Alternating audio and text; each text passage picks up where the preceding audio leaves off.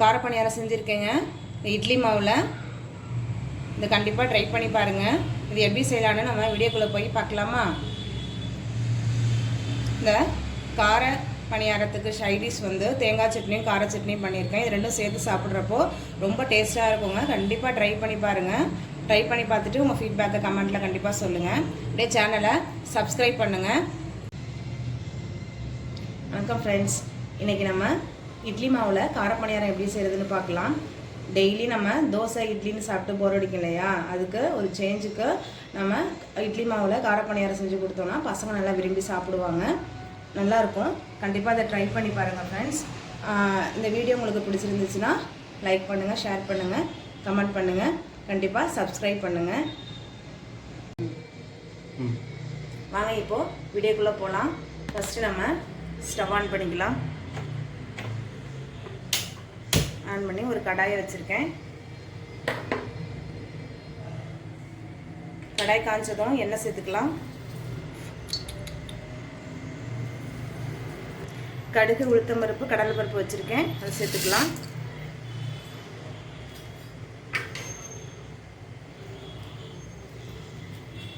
கடலை பருப்பும் பிடிச்சது, பச்சை மிளகாய், வெங்காயம், பெரிய வெங்காயம், ஒரு பெரிய வெங்காயம் எடுத்திருக்கேன், கருவேப்பிலை நான் போட்டு நல்லா வதக்கலாம்.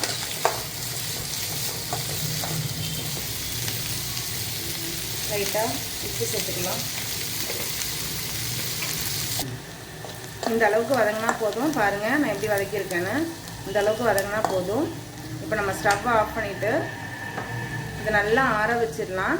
ஆற வச்சுட்டு நம்ம இதை இட்லி மாவு கூட சேர்த்து கலந்து பணியாரம் எப்படி ஊற்றுறதுன்னு பார்க்கலாம்.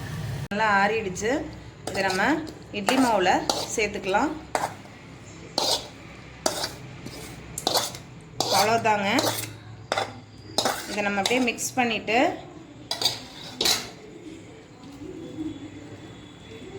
பணியார சட்டி வச்சு பணியாரம் ஊற்றிக்க வேண்டியது தான். குட்டி குட்டியாக டேஸ்ட்டாக இருக்கும். இதெல்லாம் மிக்ஸ் பண்ணிக்கணும்.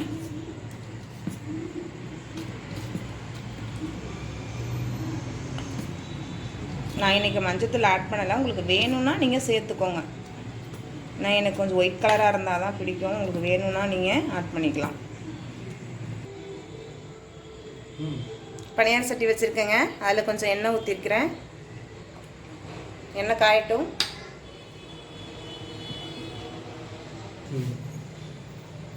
எண்ணெய் காஞ்சிருச்சுங்க. இப்போது கொஞ்சம் கொஞ்சமாக நம்ம மாவு எடுத்து பணியார சட்டியில் ஊற்றிக்கலாம்.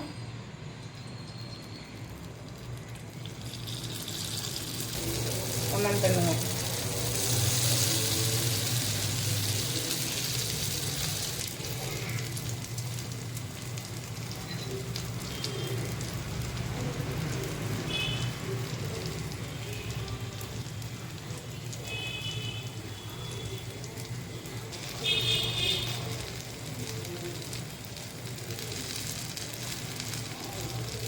எடுத்துடலாம்.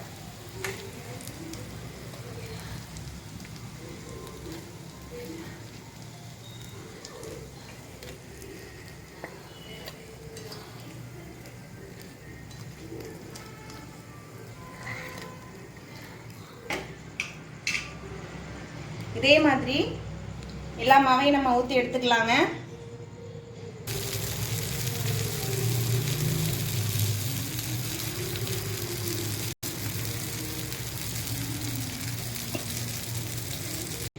கார பணியாரத்துக்கு நான் இன்னைக்கு தேங்காய் சட்னியும் கார சட்னியும் செய்ய போகிறேங்க.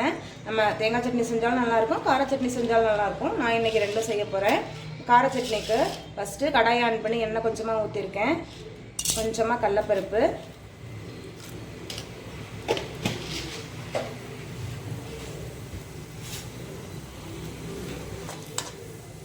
காஞ்ச மிளகாய், அடுத்து காஞ்ச மிளகாய் சேர்த்துக்கணும்.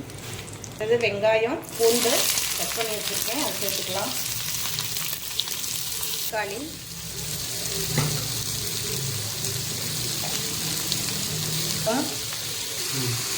கருவேப்பிலை கொஞ்சமாக,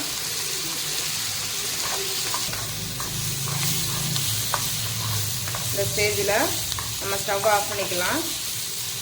ஆஃப் பண்ணிவிட்டு இது நல்லா ஆறுனதும் நம்ம ஒரு ஜாரில் போட்டு கார சட்னிக்கு நம்ம வதக்கின வெங்காயம் தக்காளி எல்லாமே நல்லா ஆறிடுச்சு. இப்போ அதை ஒரு மிக்ஸி ஜாரில் சேர்த்து நம்ம நல்லா அரைச்சிக்கலாம்.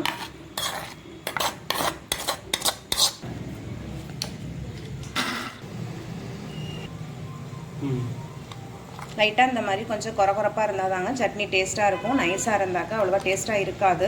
நீங்கள் எப்போ சட்னி அரைச்சாலும் பாத்திரத்துக்கு மாற்றிக்கலாம். சட்னி அரைச்சிட்டு ஒரு பாத்திரத்தில் மாற்றி வச்சுருக்கேன். பாருங்கள் எப்படி இருக்குன்னு. ரொம்ப நல்லா இருக்குங்க. கண்டிப்பாக ட்ரை பண்ணி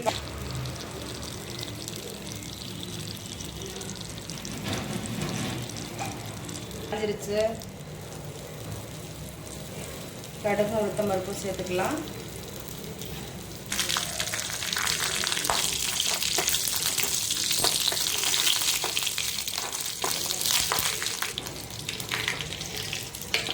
அவ்வளோதாங்க. அப்படியே சட்னியில் சேர்த்துக்க வேண்டியதுதான்.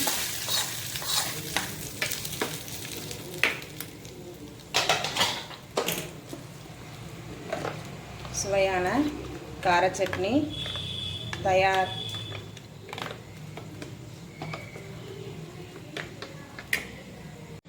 இப்போ வந்து கார பணியாரத்துக்கு நம்ம தேங்காய் சட்னி எப்படி செய்கிறதுன்னு பார்க்கலாங்க. அதுக்கு நான் தேங்காய், உடைச்ச கடலை, ஒரு பச்சை மிளகாய், ஒரு துண்டு இஞ்சி, ஒரு பல்லு பூண்டு எடுத்து வச்சுருக்கேன். இதை நம்ம சேர்த்து மிக்ஸி ஜாரில் நல்லா அரைச்சிக்கலாம்.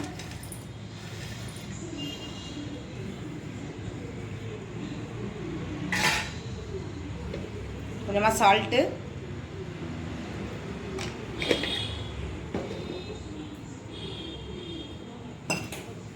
ரெண்டு கருவேப்பிலை, தண்ணி,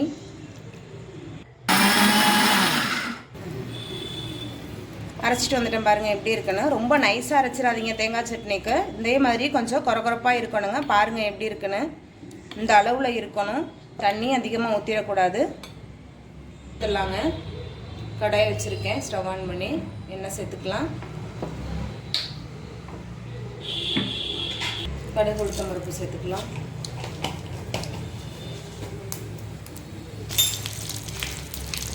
ஸ்டவ் ஆன் பண்ணிவிட்டு கருவேப்பிலை சேர்த்துருக்கேங்க. தாளிப்பை சட்னியில் அப்படியே சேர்த்துக்க வேண்டியது.